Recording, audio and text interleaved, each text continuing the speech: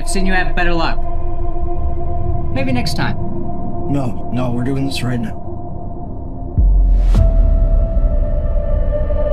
Hello?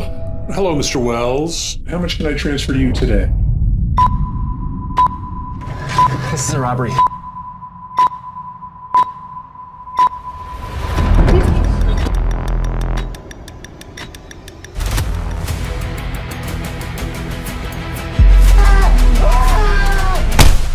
Ooh, sounds like a real hothead. I went to the store and I bought a lottery ticket and I just won.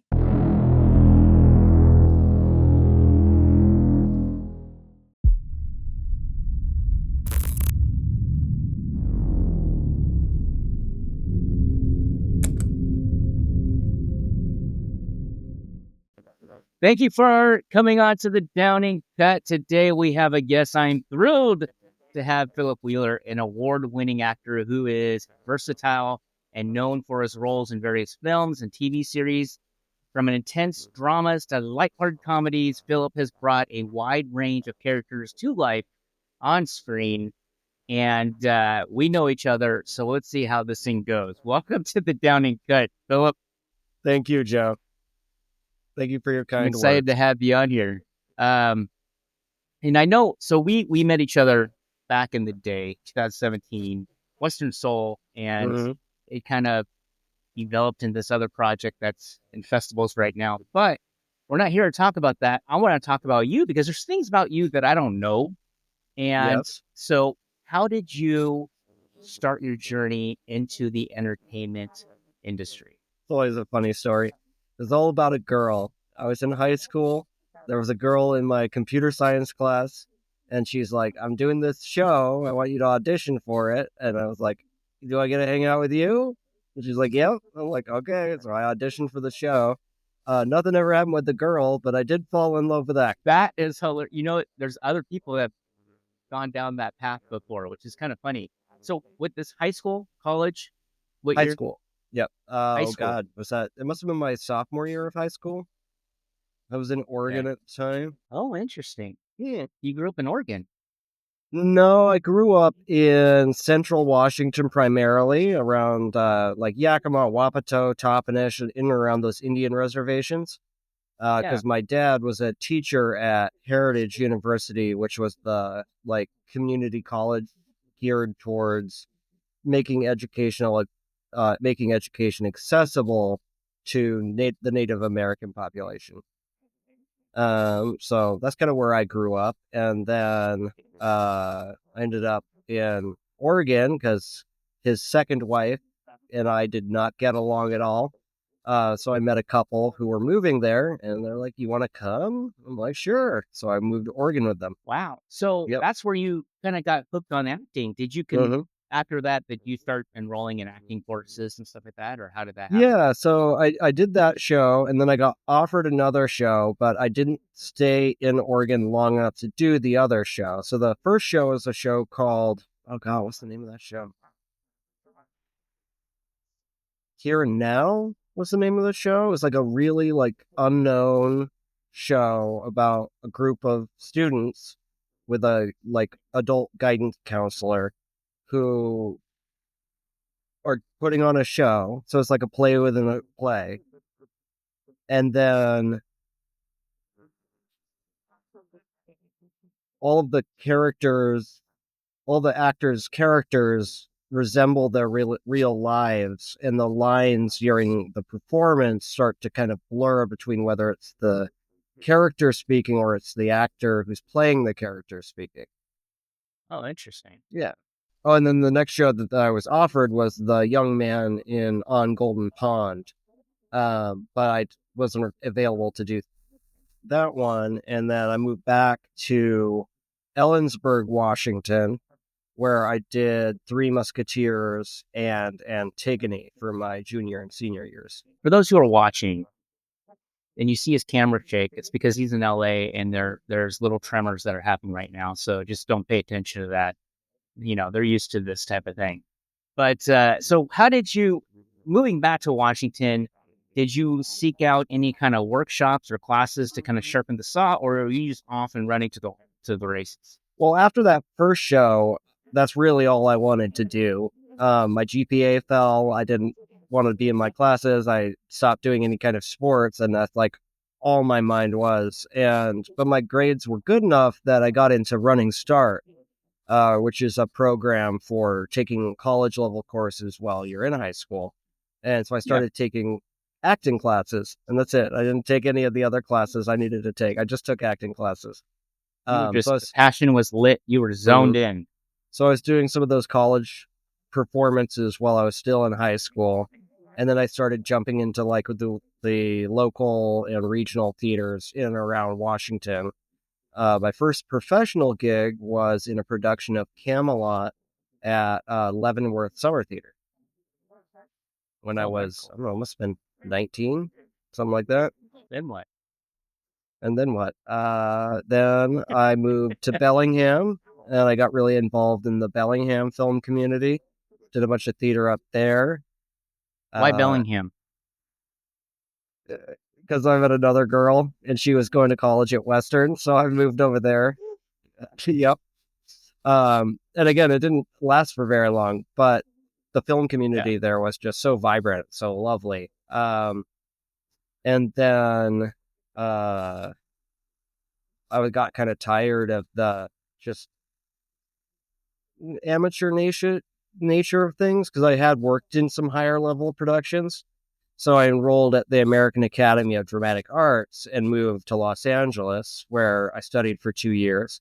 And the thing that I think is always funny about that is they are like, you can't work while you're in school. You have to focus on school. Like there's so many hours, and I was like, I'm going to do whatever I want. So I did 20 or 30 projects outside of the school while I was there. And I stage managed their company productions. So there's 3 years of the program. There's the first 2 years that everyone does, and then there's an optional third year, which is basically just being in a production company that the school runs, and they produce the shows and everything. And I was in a couple of those as well. Even though I was never officially a part of their company, I didn't even audition to be a part of their company. I was just like, all right, I'm done with this. I'm going to go out and keep doing stuff. And then I did a ton of theater, a ton of independent films, and then got tired of LA and moved back to Washington for a while, and then got back into the film industry there to kind of revitalize my love for the art. The first film so you took a break. There's a little bit of a break, but it wasn't it was like a year. Like in the break time, I was doing stuff with grassroots campaigns and raising funds for nonprofit organizations like the ACLU, the Southern Poverty Law Center, Planned Parenthood, stuff like that. So, but I felt that was really valuable to me as an actor because I really started to understand some of these issues at a deeper level. And then as you talk about these things in your art, you start to understand the people who are for these things, the people who are opposing them, how they feel, what their opinions are, what their ideologies are. The Southern Poverty Law Center was the one that was super important to me because they battle hate groups. And so really stopping and looking at what these people are doing and what their ideologies are and why they claim to be doing the things that they're doing versus what we see in film and in interviews and in documentaries that show the other side of it, find that all of that stuff super, super fascinating. Interesting. It's ironic. I was going to say, I probably wasn't at the same time, but I went to Western. I was up there for 2 years. I didn't know they had a film community. And I think before I had moved up there, I was starting to act before that, but for whatever reason, I just zoned in on school and just trying to get done and good grades and get out. But it may have been, maybe we would have crossed paths then too. Possible. It's possible. So you went to LA, you moved back to Washington, took a little stint, and then got back into it. But now you're back in LA. Yes. Was that because of a girl? Yes. Well, kind of.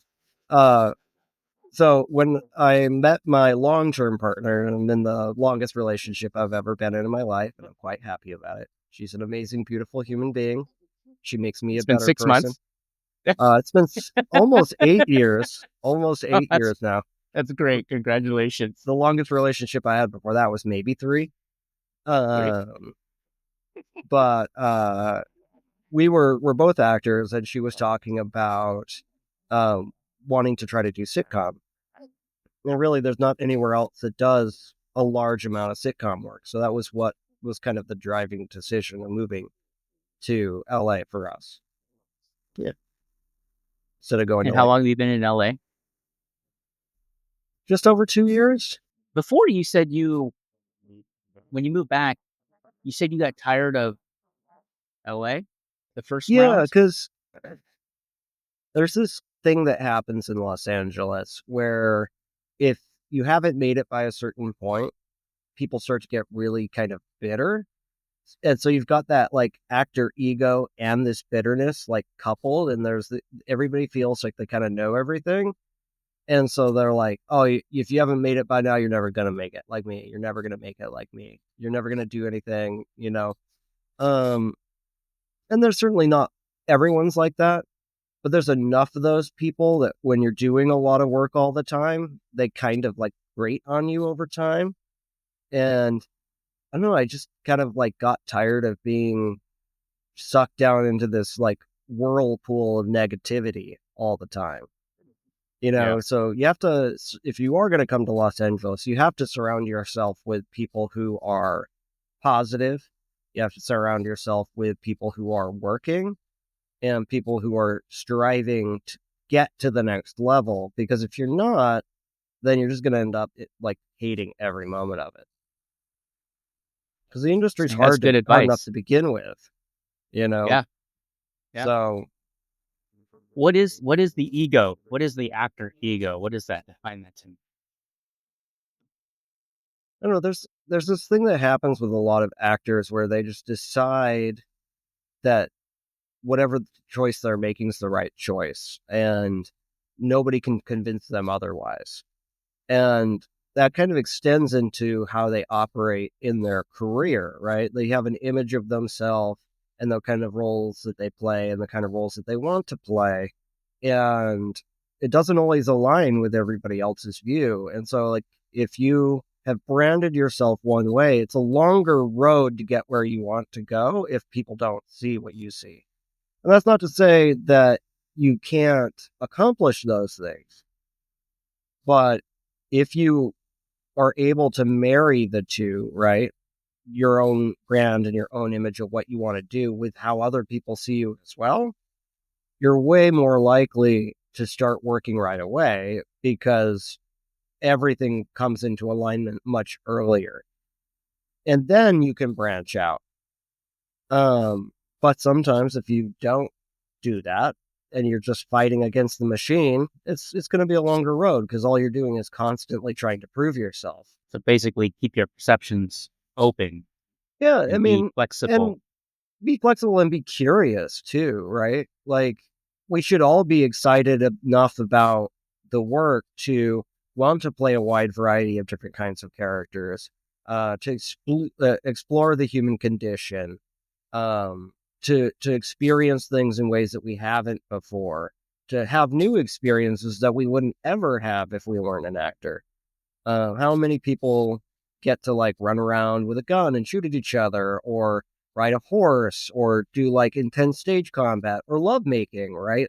And so like sometimes like these scenarios really allow us to stretch ourselves and ask really important questions about ourselves, while at the same time learning more about others and the world and the characters that we're playing. And at least that's one of the reasons I do it, because I find that stuff fascinating. I just like to do new things, and I do tend to pick things up pretty quickly in general. So, unless it's something that requires some high level skill mastery, like I usually pick stuff up well enough to put it on camera pretty quickly.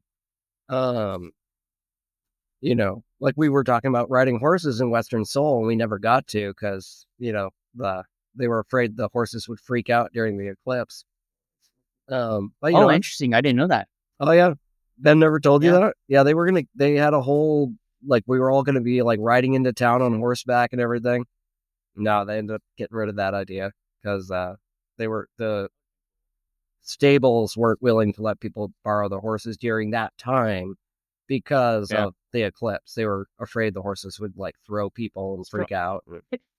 It's probably for the better. I would have broken out in hives. Yep. I'm allergic to horses.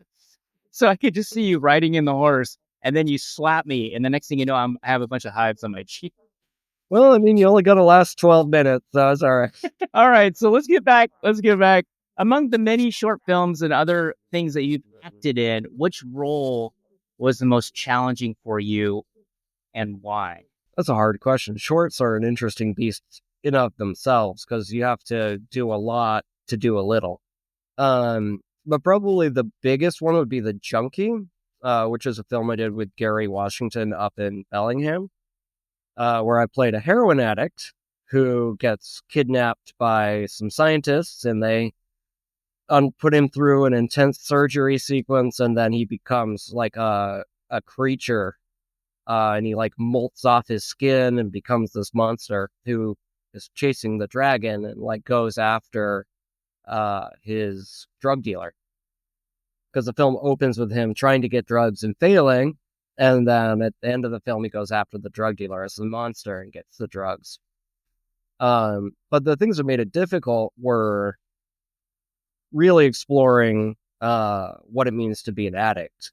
And so I went down to Pioneer Square in the middle of the night with a carton of cigarettes and just hung out with these guys all night long. Gave them cigarettes, hung out, watched them shoot up, nod off, all that stuff, just to get a sense of what the real people were like. And, I watched documentaries about it too, because, the life leading into and out of it is different too, than what you see in a limited perspective of what it is. Talking to some of these guys about, the experience of being hooked. A lot of people don't love that they're doing it, but they just can't stop. And that's a big thing with, I think, most addictions, whatever they are. And then I lost 30 pounds in about 6 weeks in preparation to play a junkie on purpose. How long was the film? I don't know, it's like 20 minutes, something like that. So you did all this work, all this research for a 20-minute film. Mm-hmm. And then the makeup was intense for that too, because we decided to do like a painting the body for the most part. So from like the neck down, it's all just me painted. And they had this really heavy headpiece that was like made out of resin. It was like 5 pounds.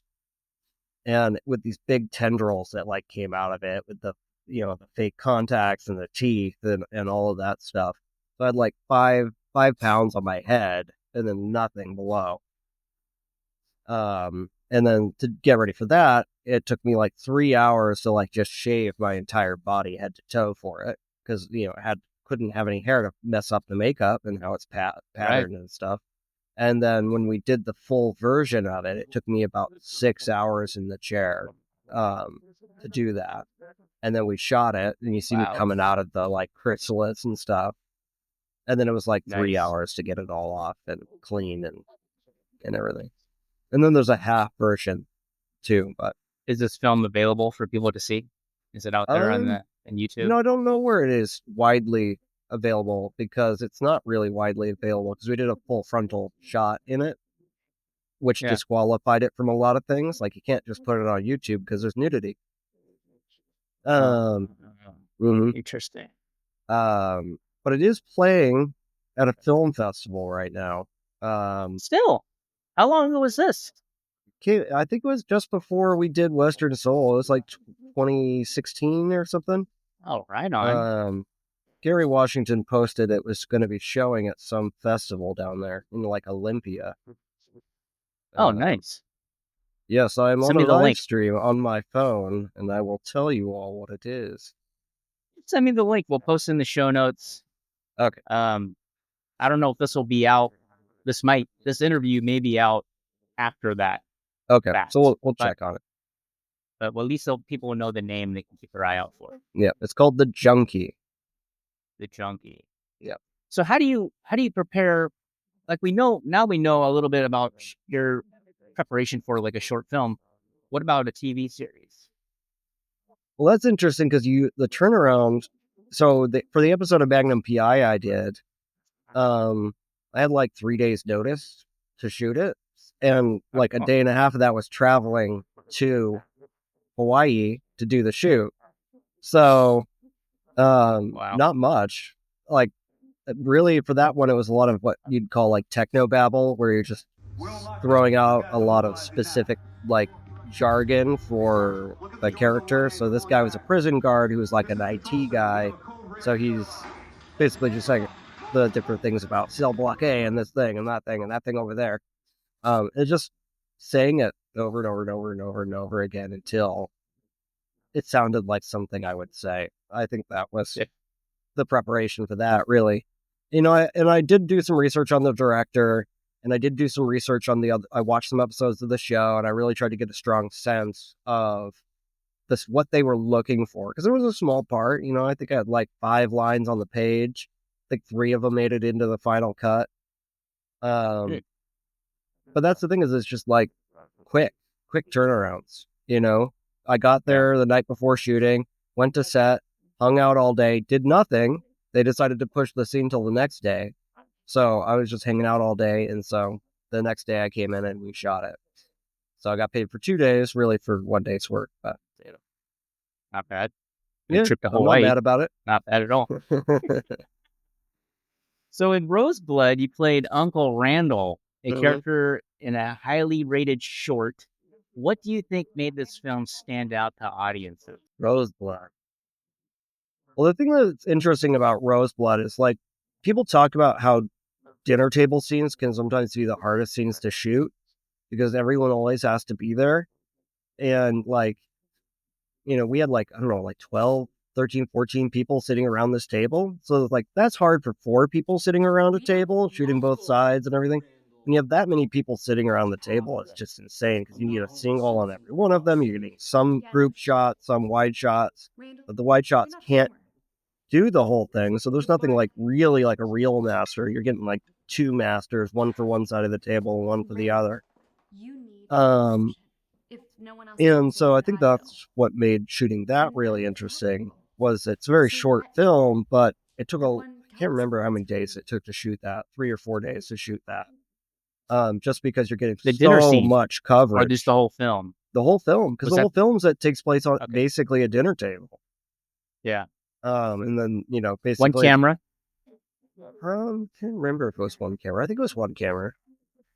Wow. Maybe 2, like a backup camera, for some like additional coverage, but mostly it was shot with 1 camera. Yeah. It's just a drunk, angry man in that. I'm just a drunk. Did you do any research for that? Usually when I play a character like that, what I do is not on the day, never on the day. But beforehand, I will get shitty drunk at some point just to remember like what it feels like in your body.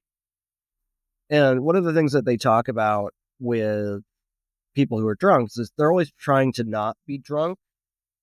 They're trying to like be like show that they're still capable. And I kind of went the other way with Randall because this guy doesn't care what any of these people think. He's not trying to hide anything. He's not trying to pretend he's not drunk. So he's just going to be the biggest asshole he can because that's what he's known for. And like, he talks about all of his like these kinds of dreams and things that he had in one of his little speeches. And I kind of just decided he's a failure. He's washed up. He has no ambition. He doesn't care about anything. And he's just trying to drag everyone down to his level. And so that's what I did. I was just mean. And then there's this really lovely moment, like right before he gets killed, like literally seconds before he gets cracked upside the head for being such an asshole. When his sister is like, hey, you are being inappropriate. This isn't cool. You're you're pathetic on all of these things. She clearly calls him out, and there's this kind of moment of sobering that happens, and then this kind of like maybe like just the tiniest little bit of reflection starting to happen, and then he's dead. Too late. Oh yeah, no, like what if you think about it, it's like those are those kinds of lovely moments you're always trying to find on film. You're always trying to capture these like very human like little moments in between all of the action, in between all of the storytelling. And what I always wonder about sometimes is like, what would have happened if he hadn't been killed? Right? Would he have reflected on that and changed his life for the better? Or would have he just been so drunk he didn't even remember happening? You know what I mean? Like those what ifs are always really fun. And sometimes they really kind of come into play when you're discussing things in the film too, right? Like, one of the things they talk about a lot in like acting classes is like, it's always the first time or the last time that something happens, right? Like, is this what's special about today? This is the first time I've ever fallen in love. This is the last time I've ever fallen in love. Slightly different perspectives, right? Very excited about this first little fling versus, no, this is the person I'm going to spend the rest of my life with, right? And I think it's the same kind of thing with stuff like that. It's like, this is this moment of self-reflection, and then is that going to change his life, or is he going to not change at all? Well, we never find out, but it could be interesting to explore, something like that. And sometimes if you talk to a director about like those little minuscule things, then they decide to maybe open up the script or make a small alteration. Like we discussed Cozen quite a lot when we were doing that. And really, like, my biggest complaint is I just didn't know why this guy was doing any of this. And so I was like, he needs to have, like, somebody that he's doing this for, and we agreed on a daughter that he doesn't have custody of, that he wants to have custody over. And then he goes to these extreme lengths to get his daughter back. Yeah. That's why I appreciate you having that insight. Well, I mean, that's what I feel like so much of the initial part of developing a character is just asking all kinds of questions. The more questions you ask and the more answers you get, the more complete of a picture you have the character that you're playing. So in All Sorts, you portrayed Tim Combs. Can you share any behind the scenes moments that were particularly memorable or impactful? So All Sorts is a wild kind of like David Lynchian style, like workplace comedy. It's like Office Space gone to space. It is a crazy film. And Tim Combs is this kind of recluse character who's the supervisor of his floor in this like data management company. And he refuses to take on any of that responsibility. He literally locks his door so no one can bother him. And one of the things that he does while he's in there is he pretends to play the drums. Because he has this dream of being like this like drummer in like heavy metal rock band. And there's this really cool sequence where there's the filing competition happening. So the main premise of the thing is it's like a sports movie, but all of these different people are coming together to see who can file folders the most quickly. And it becomes like this competitive event, like a wrestling match. But the big event is happening, and they're competing, and they're competing, and they're competing, and they're cutting back and forth between that and my character, like in like a disco ball kind of room with like lasers, and he's like beating on the drums and stuff. Oh man, it was so fun. Just being like in this room, crashing on everything. Like, I don't know how to play the drums. Like, I did a little bit of like stuff to get some like basic things down, but like I'm mostly just banging on things, and they made it look good. Because that's one of those skills that takes a long time to master. You can't really just learn how to play the drums overnight. But I learned a couple of like little 3-tap kind of things, but mostly it was just banging on things like monitors and the side of things and the keys on the laptop and, my mug and Yeah, so that was fun. That was a lot of fun to do because it was basically just me in a room banging on things. And then when you watch it in the film, it is so funny because it's just ludicrous. And like they did a really good job of editing it together. I'm impressed that you remember these characters. I mean, I think if people are asking me anything about past characters, I'd be like, I don't remember. But that's very impressive. Well, you get How to do know you these characters sometimes. You really get inside them and they kind of become a part of you sometimes. they stick to you? Mhm. Well, I feel like ever since I was in high school, I played Creon in Antigone, who is a tyrant king. And I remember, and like I was in high school, it was a different thing. It's like memorize your lines, play your part, right?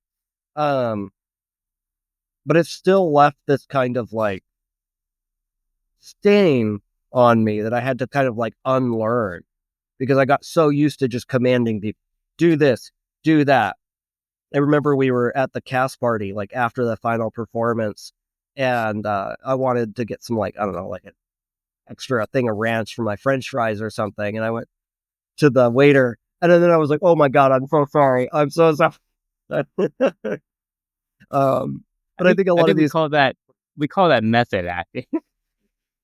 maybe a little bit, but the thing is like all of these characters leave something of themselves on us because they came from us. They are a part of us. These are people that we could be. Um, and so every one of them just become a part of us in some way, even if it's just a learning experience of what you don't want to be. Right. Yeah. So how do you balance bringing authenticity to your characters while also adhering to the director's vision? Well, I feel like if the character's been built with the script in mind, most of the time you don't butt heads very much because you've built a character that is in alignment with that vision, especially if you're working with somebody who wrote the script and is directing it, because everything you need to know is on the page, unless it's a bad script. And then everything's missing. And then you have to have those long conversations to be like, okay, so who is this guy really? Like, what do you want? Have And you then been you down can that build. road? I mean, it happens from time to time. Sometimes people just rush scripts. They have an idea and they just write it and they want to do it. And, that happened a lot more in my earlier career. I don't tend to do those kind of rush jobs as much anymore, unless it's something that's really exciting for whatever reason. Um, but, you know, it's nice when you have a really good script because the script tells you most of the time everything you need to know. And then you start asking questions like, what about this? What about this? What about this? What about this? And that could potentially create like a despondence between the director's vision and your own. But as long as you don't get too locked into doing a scene one way, you should be able to take what you've built and make an adjustment that allows you to fit more into the director's version of what's happening. Have you ever done any like 48-hour film competitions? I've done quite a few of those. I don't know, 4 or 5, I think. Okay. They, Because it they, seems like they tend to be a little bit more of that like rush job. Like it's a lot harder right. to get deep when you've got 48 hours. And like, I don't know, the first 12 of that is the writer locked in a room, you know? Yeah. So, usually I take for like 48-hour film festivals, I just really try to draw from what I already know. So things I already know about myself, are things I've already seen. Let's do an homage to this thing. Oh, we're doing like one of the ones I did was there's like an archaeologist kind of looking for some kind of an idol or something, and we filmed it in like an Egypt escape room kind of thing. Nice. And like I remember we found the thing and like making sure that had that hero shot of him holding it up in front of his face. You know what I mean? Yeah. Let me ask you, would you ever, the situation is interesting to me. Would you ever, if someone said, hey, I want you in my film, but I need you to sign an NDA and I can't give you the script? Well, I think that is becoming more and more common. Because you're starting to see like Disney do stuff because they want to protect it, So like, if you get cast as Captain America, you're going to be Captain America. So like, But you can kind of trust. let me pause for that because that's a big budget film and they don't want it leaked out. I'm talking about like micro budget. Well, I guess it really depends. Do you know the person? Do you know the quality of their work? Is it have they talked to you about it in any way, shape, or form? Do you have an understanding what kind of story you're telling? Because I've run into some scripts in my career where I've auditioned for a role, I've gotten cast, and then I get to see the full script, and then I turn it down. Because I just don't agree with what's in the script. And I'm all about playing awful people. But not if it's... trying to think about the tactful way of saying these things. Not if it's creating like a you don't want to play a film where you're playing a neo-Nazi that is supporting like Nazism, right? Like that's pro-Nazi, right? Right. Now, if you're get cast in a film playing a neo-Nazi and it's about why this is a problem and the violence that's associated with that community and, all that stuff, great. Right? That version of Creon that I was talking about earlier, we did the version that was from the 1940s that was written by Jean Anouilh in France.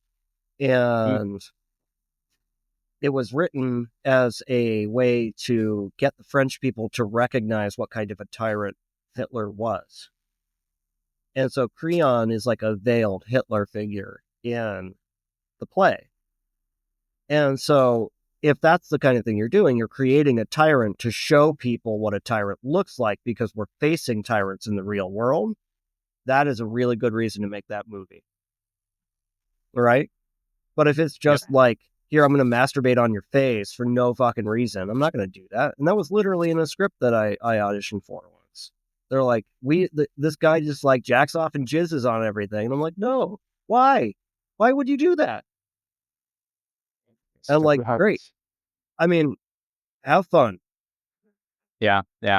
What's most rewarding about working on like short films like The Assignment or Lois and George? Like what does it take? What is it about it? Like I kind of know the answer, but I want to hear it from your perspective. I work on short films and what's so rewarding about it? Well, I think it's that exploring the human condition thing. The Assignment is a very interesting film because it's probably never going to be finished at this point because the director passed away. He died of cancer before we were able to finish filming the whole thing.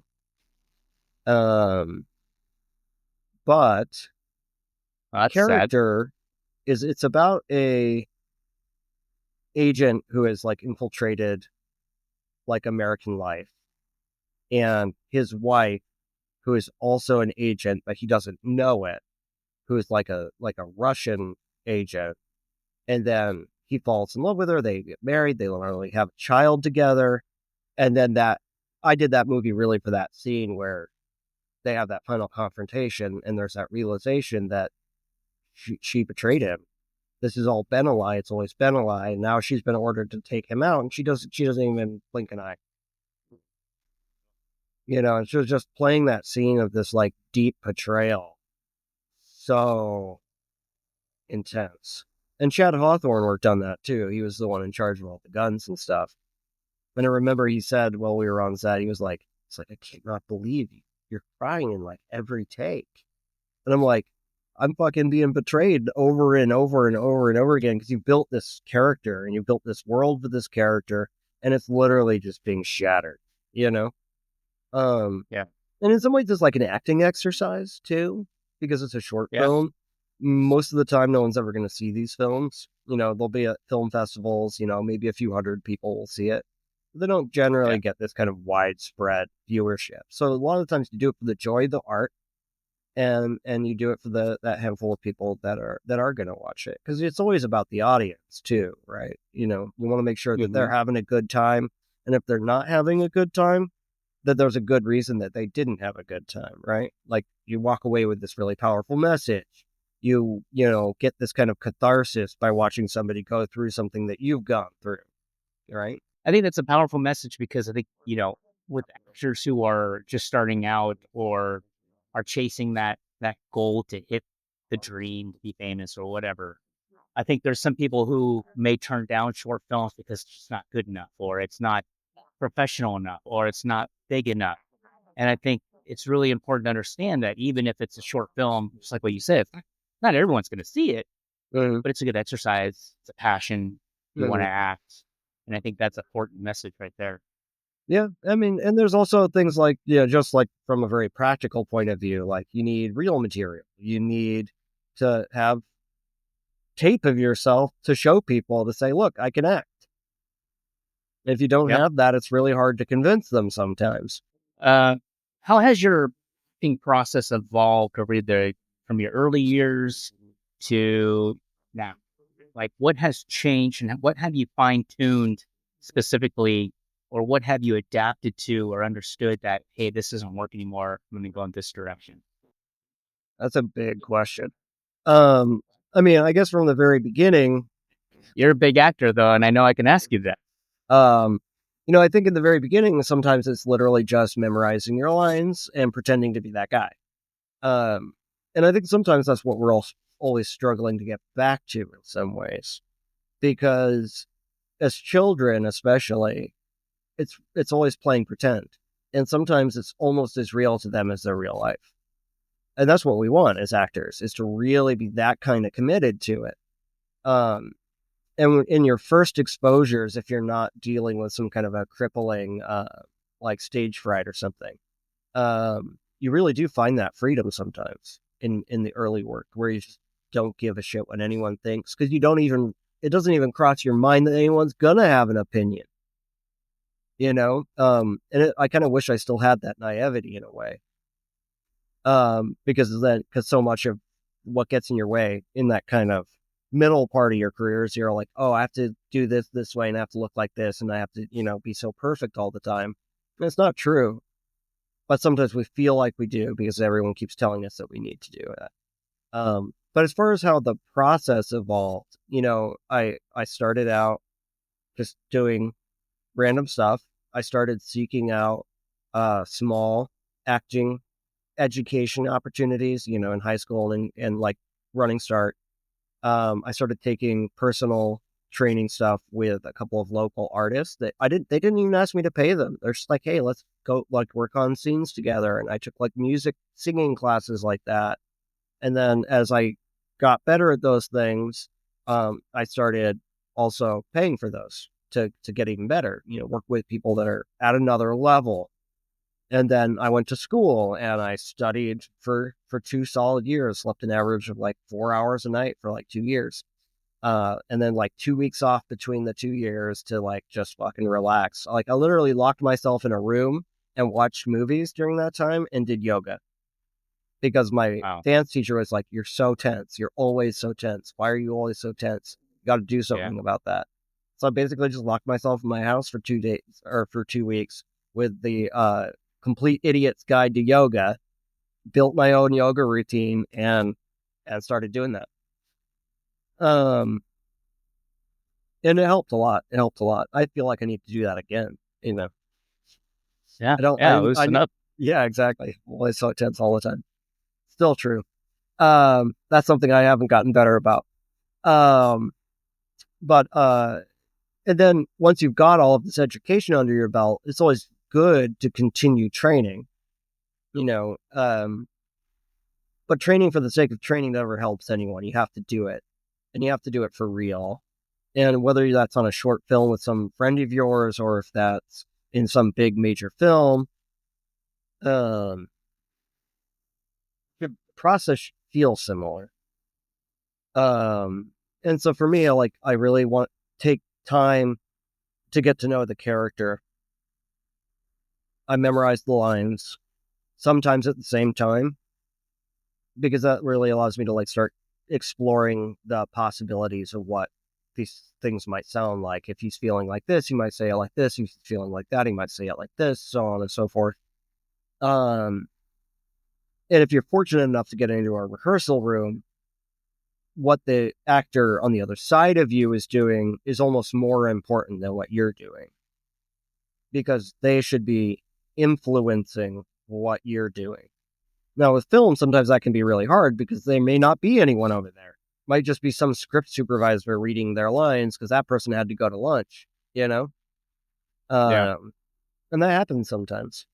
You hear stories of these like really fantastic actors sticking around all day, even when they don't have to be there to do that for people. And those, I strive to be like that. I don't want somebody to like feel abandoned once they finish shooting my side of the scene. I just wander off and like do whatever.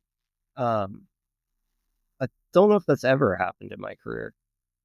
I don't think I've ever left anyone high and dry. I might be like, give me 15 minutes and then we'll do it. But Yeah. and then you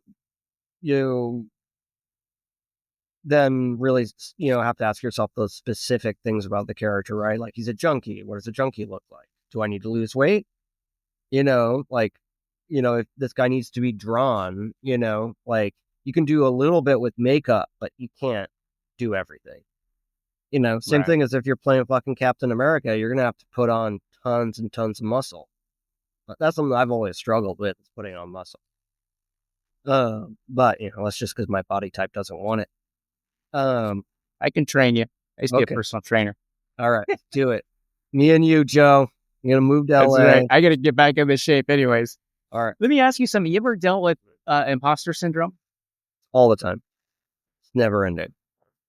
How do you deal with it? You punch the fucker in the face, you push him in the closet, you lock the door and hope he doesn't get out. And then every project, every single time, he manages to get out of there. And you just have to find a way to keep that demon at bay. It's always going to be standing behind you, telling you what you can't do. What's happening in your head then? Are you thinking that, like, why did I get chosen for the role, or why can't I? I think I can do the scene, and like, I what's mean, happening? there's some of that. I think the imposter syndrome tends to exist more for me when I'm not working. Okay. Where it's like I've done 20 auditions with no hits, and it's like, oh, okay, am I really, like, have I lost it? Has this all been just like luck this whole time? Do I really suck? Yeah. Like, that's when it tends to hit me the hardest, is like when I'm not working, especially for a prolonged period of time. Like, I'm just like, and like, you can get into a class, but it's not the same thing. Because Right. one of the things with classes, and like really good classes, will really push you and push you and push you. But at some point, there's always a little bit of that patting you on the back and just being like, that was great. And you're like, but that's not what I could have done. And so that's why I think it's also important to push ourselves to be better every time, as much as possible. Because we are going to get those days where somebody hands us a script. We have 50 lines. We're shooting it in 2 days. And like, there's no prep. You're literally just doing it. But like when I worked on Cousin's a great example of this. I had the script for a long time. Right. But I did a lot of character work on this character. And I did a lot of exploring like what his thing was. But I didn't really work on the lines very much.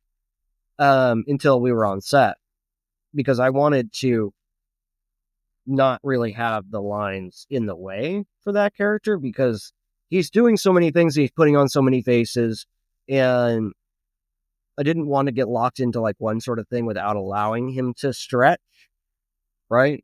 So coming into it with a character, but then being able to pivot to whatever he is in that moment was really helpful. And the only way I was able to do that was to create the character and then give him a branch, right? This is this guy version of him. This is this version of him. This is this version of him. And I felt like the lines were kind of getting in the way of that. So I just set the script aside and then just stood outside, in between takes, basically learning my lines over and over and over and over again, like just without giving it very much, just saying it out loud, saying it out loud, saying it out loud. And then when I got in the room, I could do whatever I needed to do because it hadn't been imprinted, That's also the danger of having a script for a really long time, is that you can get really stuck in a rut in the way that, like, you're too prepared and there's no room for moving, to making adjustments. Because you're locked into that perception. Is that your normal MO? Is that what you usually do? Or do you usually study the lines depending on what the project is? It depends If on the it's other project. It shorts? depends on the time. Shorts are one thing, features are one thing. It just depends on what I'm being asked to do a lot of the time. I have ADHD, and something that people don't know about ADHD is that you have short-term memory issues. And so I either have to be working with a script for a really, really long time to get it down, or I need to be cramming it to get it down. Because if I work on it for 2 weeks before the film and then I show up and I don't run those lines, I'm going to drop every single one of them. I need to keep it I've fresh. done that. And that's just because of ADHD. That's just the way my brain works. And I think most people need to learn how they work and how they work well. And we should always be like the importance of taking classes is you're building a tool belt that you can pull things out of whenever you need them. You may not always need this tool, but when you're asked to cry on cue or something, you can pull it out. If you need to do a fight scene, like, you need to have some level of understanding of how that works to make it awesome. It's one thing, like, a fight director comes in, he's like, okay, this guy has no experience, we're going to do this really simple fight. If you want to do an awesome fight, you need to know how to fight. Right? Yeah. And so, if you want to be, like, running down the boardwalk shooting, like when we did Western Soul, like, I was, like, always working on that drop. Always working on how to fire that thing. Like, because I hadn't spent a lot of time around the guns. I've spent some time around guns. I've always messed around with, like, toy guns as a kid and all that stuff. So I have an idea of what's cool. But now we're working with something that's actually firing blanks, right? So you have to, like, not actually point it at the guy that you're shooting at, but you want to make it look like you're pointing it at the guy you're shooting at. If you get shot, what does that look like? Like, that's really like that kind of physical work's really important. That was so fun. That was my first time shooting blanks. I've never done that before. What kind of advice would you give to somebody about rejection? Going through audition. How do you handle that? How would you tell someone and coach them on auditions and not making the auditions? Well, it's a numbers game. You're not going to be right for every part. But if you audition enough, you will book something eventually. That's just the mathematics like dating. of it. Yeah, exactly. Like, even if you're the worst person in the world and you go on enough dates, someone's going to say yes. It's just inevitable, right? But I think the thing about rejection too is, and everyone always talks about this. This isn't like new, like, sagely advice or anything, but it's like, it's not about you. It's, are you right for the part? Do you look like this guy? Do you act like this guy? Are you too short? Are you too tall? Do you wear glasses? Can you wear contacts? Do you have muscle mass? Short. Why'd you have to bring in height? What does height have to do to do? You're the one that was up on Facebook being like, why am I short? Why am I short? How come the camera always sees me short? What's the story with that? No, well, I mean, you could put the camera down lower and point it up at you and you look bigger, Mr. Cinematographer. I got to learn some tips from Tom Cruise. Anyways. And you just cast all of the other actors around you to be shorter than you. See? Like, you're going to start shorter than me. That's the problem I run into. Yeah. No, so when it comes to auditions and understanding, like, I guess it's different. It's always different to say, hey, don't take it personal. Because on the other side of it, you can feel it, right? Well, I mean, there's some of that. When we were doing it in person, there was a serious exchange of energy happening. And at least you knew that they didn't hate you. Well, like, oh, okay. Because, like, they talk about booking the room, right? you go out for auditions with the same casting director over and over and over again. They're not bringing you in because they don't like you to be mean to you, right? They're bringing you in because they want you to book something. If you're a terrible, terrible actor that they have no interest in, they think you're fucking awful, they're never going to bring you in again. Right. Right? If you're that bad, they're going to like shut the doors to that. They're going to be like, why waste our time? Right? They're not just going to do it. Have you ever had a situation where you've auditioned for the same casting director in the next project that comes up? We're like, oh, no, we know who he is. Bring him in. He's got the role. Have you ever had that? No, not really. I mean, I've either been cast, had discussions with the director, and then be asked to audition for the role, or auditioned and gotten cast. I've never really had the like, oh, from that other audition, we want you to come do this other project. Usually it's like, I did a project with this guy. This guy's making a film and he really liked what I did. He wants me to be in his film. And then somebody sees that. And then, like, for a while in Bellingham, I was just jumping from one crew to another because the people were really awesome.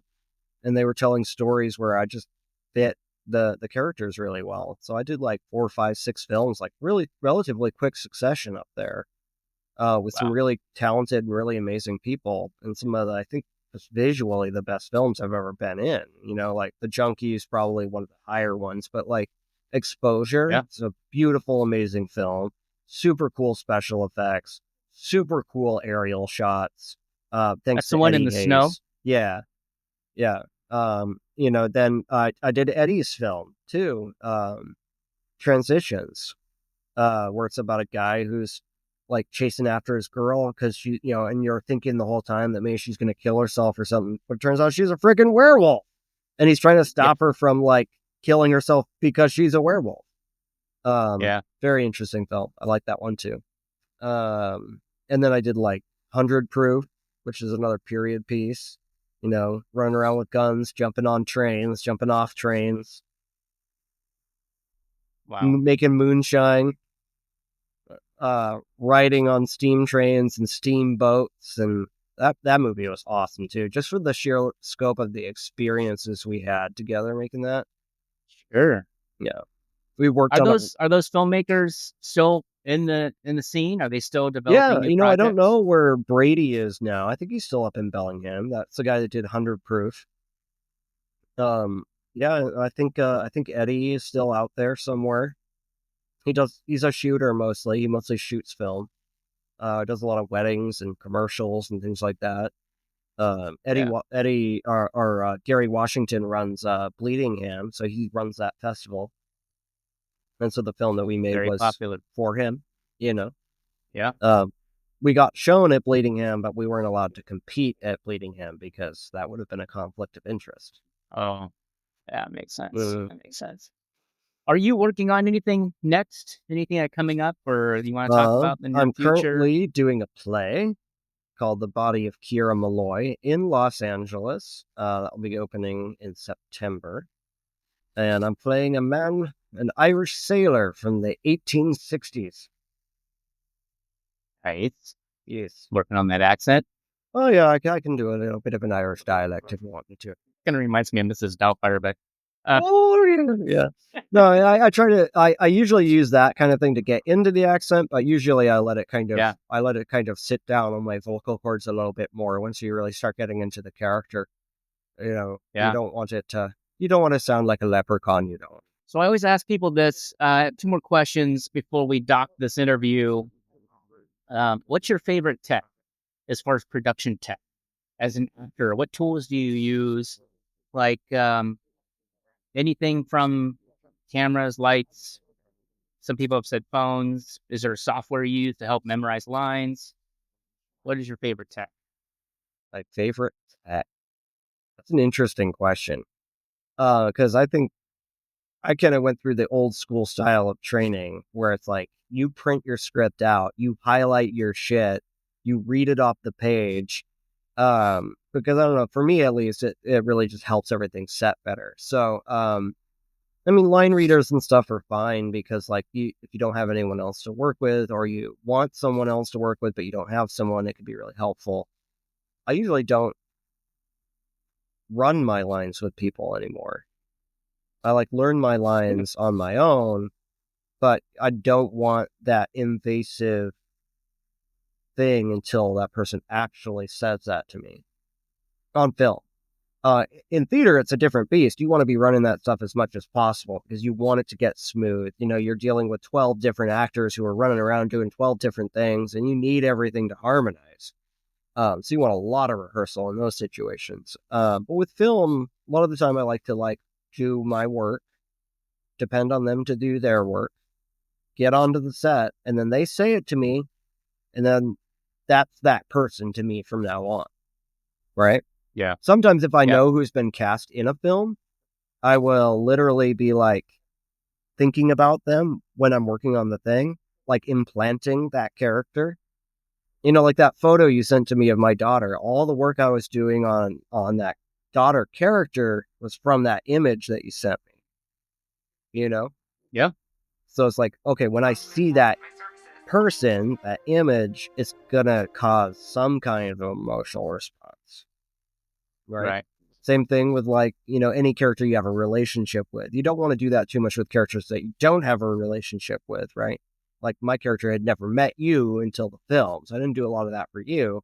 But like when we were doing Western Soul, like I had a very strong idea of who each one of my band members were.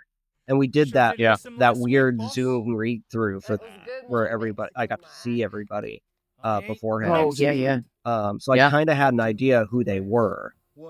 And a couple of people I had worked with before, so I had an idea of who they were anyway. So, no, I only worked with one person before, and that was Andy McIntyre. Yeah, he disappeared. I know. He's a cool guy, though.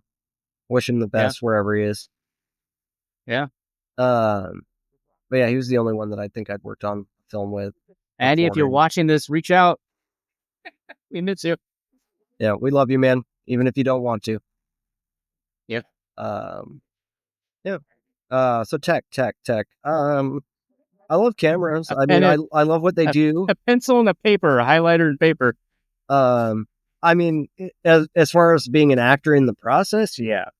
And there's so many cool things you can do nowadays, but like a lot of that stuff I don't really know. Like I love stabilizers because I can be like running around and there's no dolly track or anything in the way.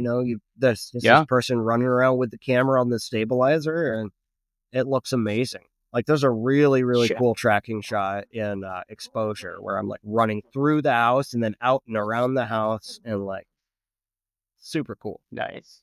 Couldn't have done that with a dolly track. What are your thoughts on AI? Complicated. I don't trust the powers that be to use AI responsibly. I think it's all about the bottom line for most large companies. So if they can replace people and they can steal people's work and they can steal people's likenesses, they will. Now, it can also be used to enhance the quality of the work that we're doing. It can help make the work happen faster. It can support the things that we're doing. It can be a bouncing board for people like developing scripts. But the powers that be, like they're not here for the art most of the time. There are definitely exceptions, right? But generally speaking, they're there for the bottom line. So if they can have one person in the writing room with the chat GPT, fucking do it. Mm-hmm. That's why there were so many strikes, and that's why there's still strikes going on in the entertainment industry surrounding AI. That's why the Supreme Court is taking a serious look at how AI is going to be implemented, how people's images and likenesses are a threat right now. Right. Thank God for people like Scarlett Johansson, who's suing people over using her image without her permission, right? Like, those are the people who are really laying the groundwork for what's going to happen next, So, hopefully, we all have jobs in 10 years, but... I'm sure we will. I think there's the emotional part of humans is hard to duplicate, It's what we think until we find the algorithm that does it, right? How can people reach you? I'll have Joe put a bunch of links and things. Feel free to message me if you want to talk. Yeah, it's probably the best way. We'll drop Facebook, it in the show Instagram, notes. email. Is there anything else you want to talk about that I missed? I mean, the whole thing's about the process of being an actor, right? Yeah. Like, what And I kind think of advice would you give someone who's new? ask yourself why you're doing it. Why do you want to be an actor? And if it's like be rich and famous, don't do it. It's not worth the heartache. There's lots of other things that you can be rich for doing. I think some of the best advice I've heard in an acting class, and I've heard this in a few different acting classes, is like, if there's anything else that you can do that's not acting, do that. Like, there's lots of people who do it for fun. That's like a hobby, and they're good actors. Some of them are really good actors. But if you want to be in this for the long haul, you really want to do this, make sure that there's nothing else that you can do, because you're going to get distracted and wander off. It's going to get hard. You're going to give up. But if this is it, if this is the only thing that will do it for you, do it. And that's the way it's always been for me. It's like I take a step away, I get drawn back in, It's just like, this is all I've ever really wanted to do. There's lots of things that I do that aren't acting, just for like my own self fulfillment and my self growth. But as far as like stuff that I want to do professionally, this is it. It's the only thing. Good advice here from a professional. Phillip Wheeler, thank you so much for being on the Downing Cut. Thank you for having me. Absolutely. I appreciate everything that you do and everything that you say so far. I appreciate you too, man. You're awesome. I love working with you. Thank you so much.